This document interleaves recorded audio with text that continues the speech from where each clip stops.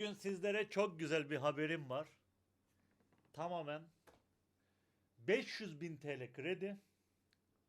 Bombayı patlatıyorum. Bir yıl ödemesi yok. 60 aya kadar vade. Faiz oranı sizce kaçtan? Tahmin edemezsiniz. Siz dersiniz ki 4-4,5.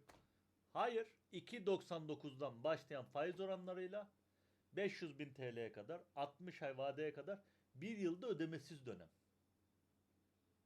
Bugünkü size bu yalnız bunu sadece esnaflar kullanabilir arkadaşlar. Esnaflara özel Vakıfbank'ın tam esnaf destek paketiyle bir yıl geri ödemesiz 500 bin TL.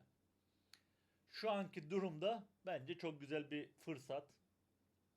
Fırsatları Vakıfbank'ın kendi web sitesinden ya da Google'a yazdığınız zaman bütün detayları, istenen şartlar hepsi yazıyor. Bu da benden size kıyam olsun. Görüşmek üzere.